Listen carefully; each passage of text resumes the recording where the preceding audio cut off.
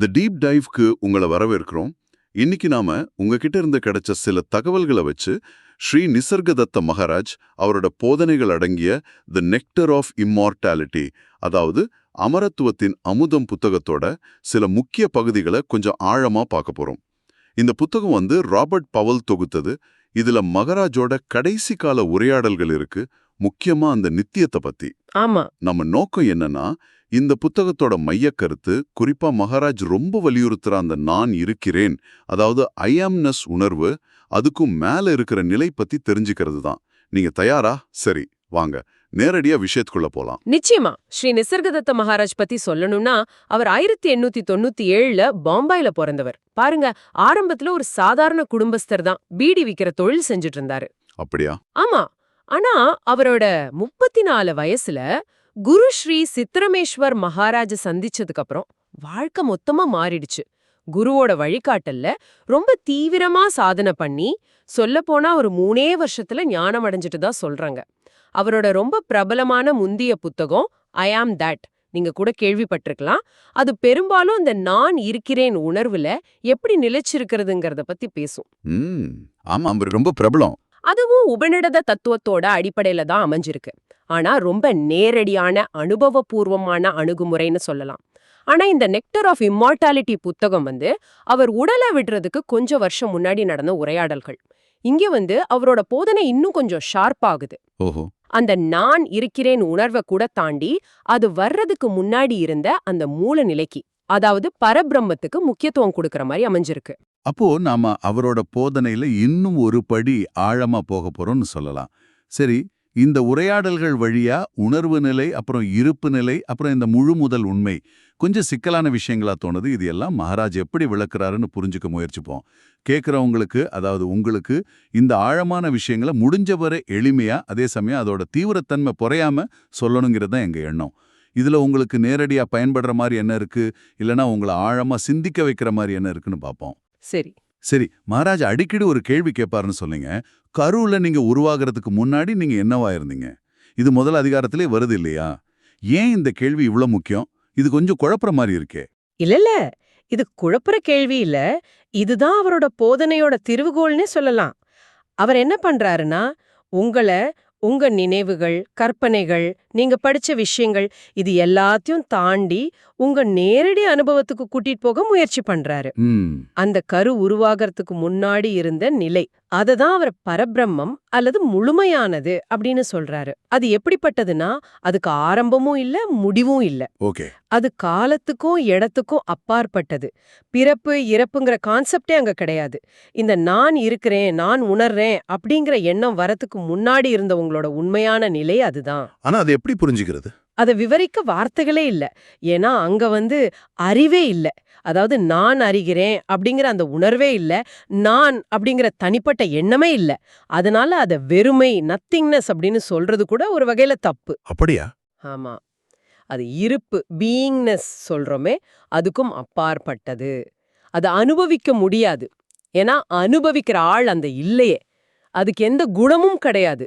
நல்லது, கெட்டது, நான், மற்றவர்கள், இந்த மாதிரி எந்த விதமான இரட்டைத்தன்மைகளுக்கும் அப்பாற்பட்ட ஒரு பூரணமான நிலை. புரியுது. அப்போ நம்ம எல்லாருக்கும் இருக்கிற இந்த நான் இருக்குவேன், ஐ ஆம்னஸ், இந்த உணர்வு, நான் உயிரோட இருக்கேங்கிற அடிப்படை உணர்வு, அதாவது இருப்பு நிலை, பீயிங்னஸ், இது எப்படி உருவாகுது? அந்த மூல நிலையிலிருந்து இது எப்படி வேறுபடுது?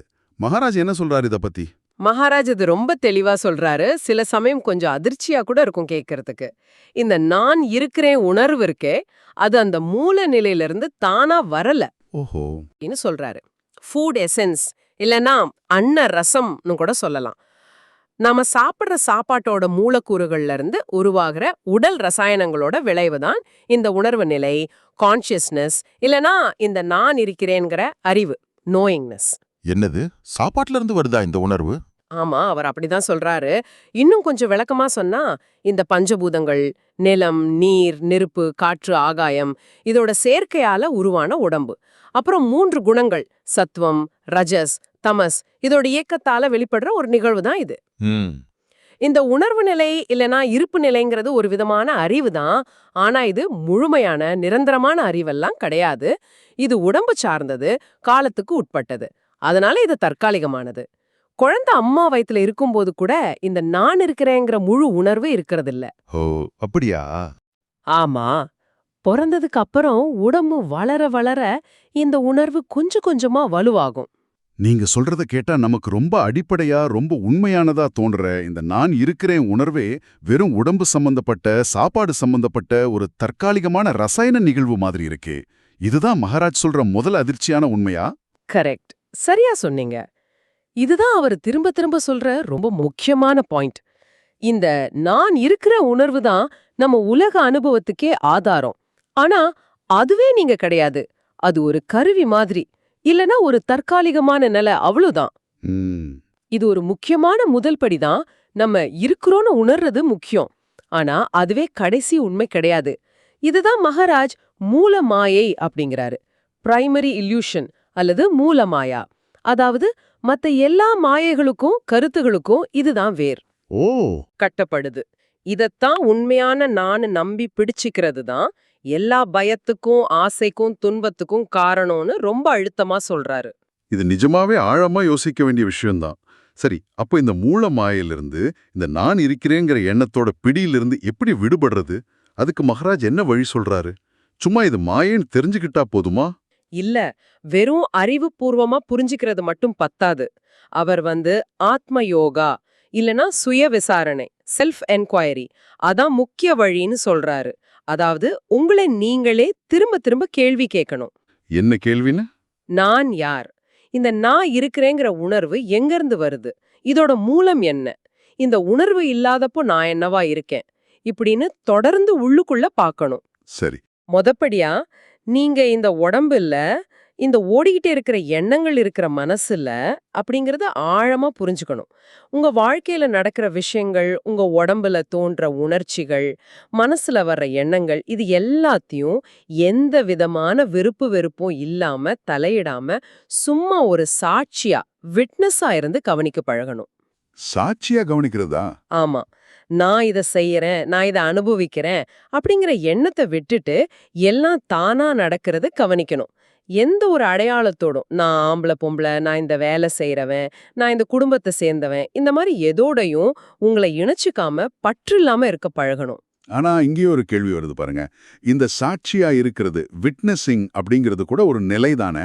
நான் சாட்சியா இருக்கேன்னு நினைக்கும் போது அங்கேயும் ஒரு நான் அந்த சாட்சி இருக்கிற மாதிரி தானே தோணுது. இதுவும் அந்த மாயோட ஒரு பகுதியா?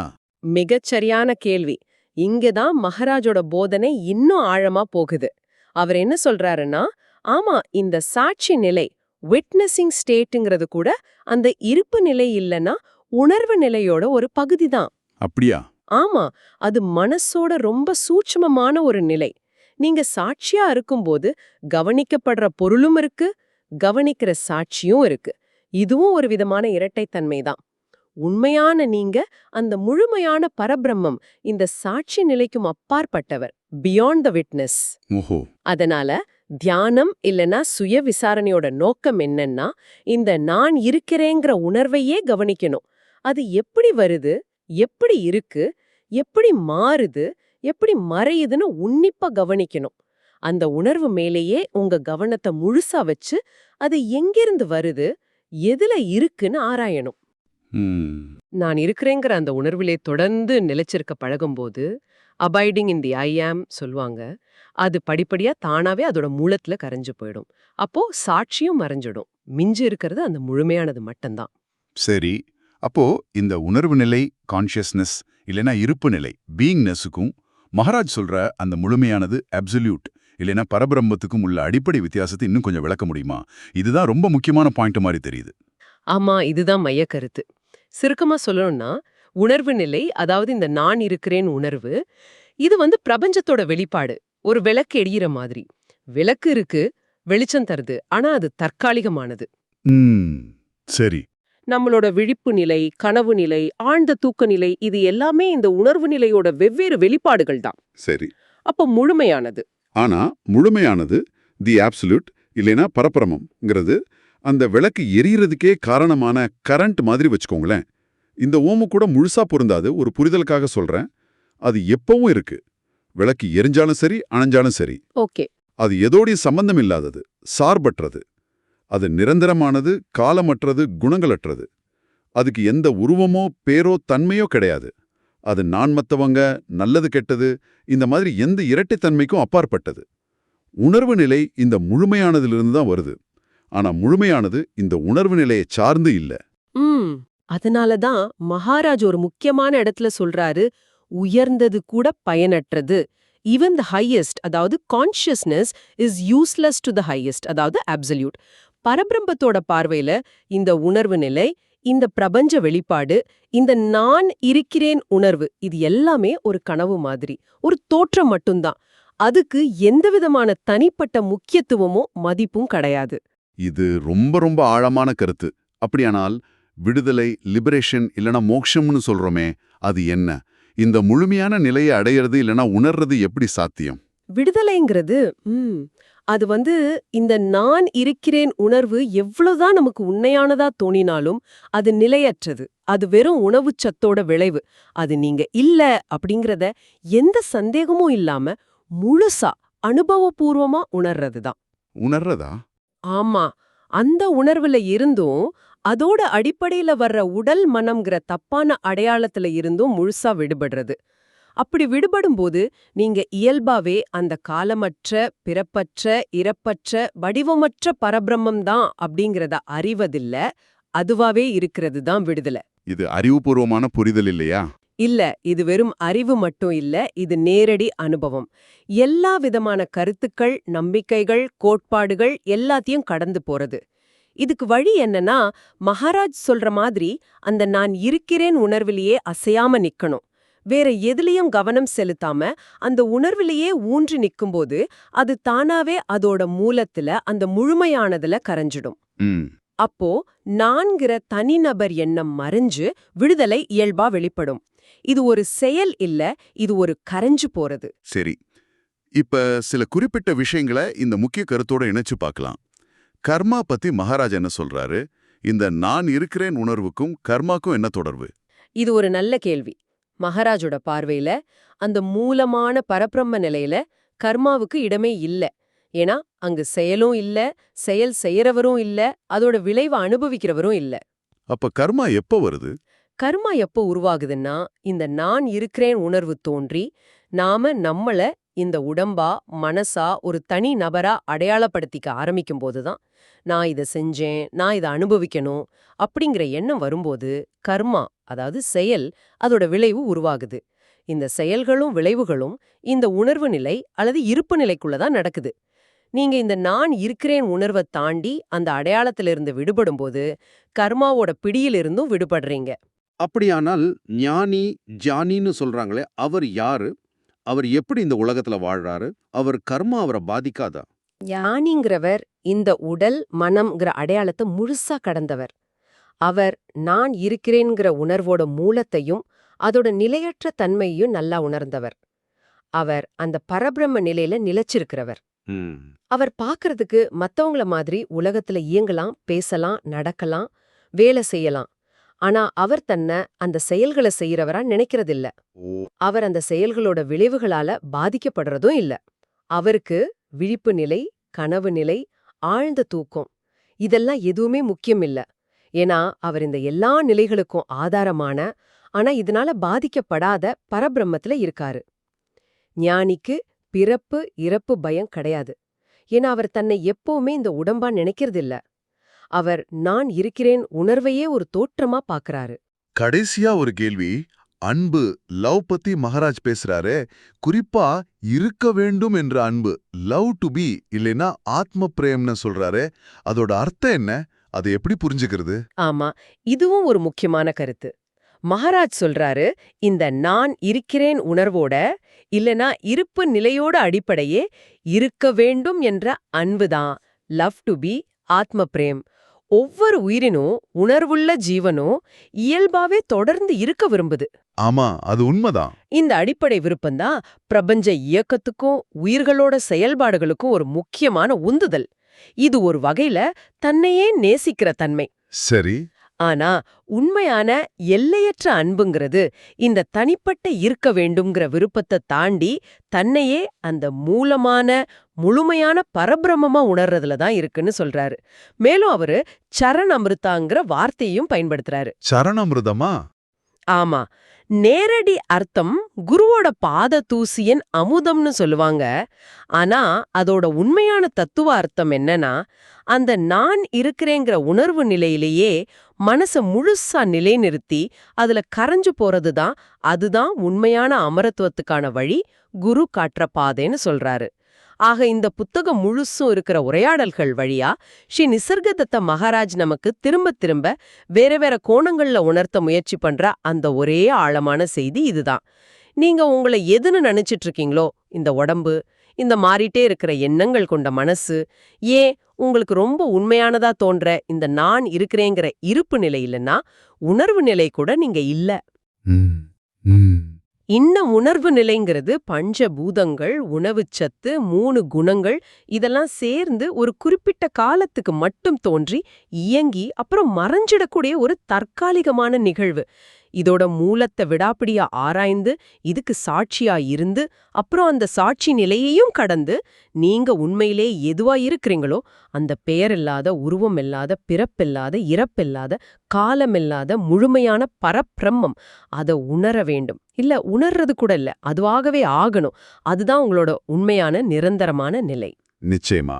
மகாராஜோட போதனைகள் நம்மளோட அன்றாட பார்வைகளையும் நாம யாருங்கிறத பத்தின ஆழமான நம்பிக்கைகளையும் ரொம்பவே கேள்விக்குள்ளாக்குது. அவை ரொம்ப நேரடியானவை, எந்த சமரசமும் இல்லாதவை. நாம இன்னைக்கு பேசுனது இந்த புத்தகத்தோட பரந்த ஞானத்துல ஒரு சின்ன அறிமுகம் மட்டும்தான்.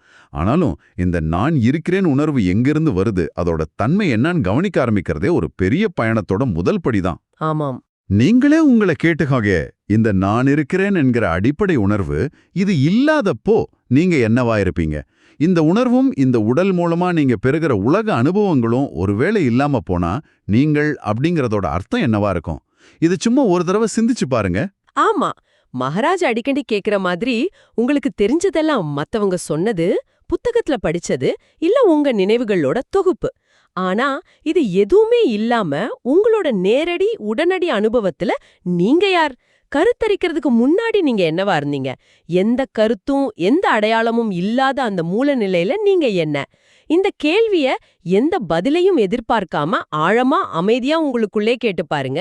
இந்த விசாரணை உங்களை நீங்களே கண்டறியும் பாதைக்கு கூட்டிட்டு போகலாம். ஸ்ரீ நிசர்கதத்த மகாராஜோட இந்த ஆழமான சவாலான போதனைகளை பத்தின இந்த ஆய்வில் எங்களோட இணைஞ்சிருந்த உங்களுக்கு எங்க நன்றி. இந்த உரையாடல் உங்க சிந்தனைக்கு ஒரு தூண்டுகோலா அமைஞ்சிருக்கும்னு நம்புறோம். மீண்டும் வேறொரு ஆய்வில் சந்திப்போம்.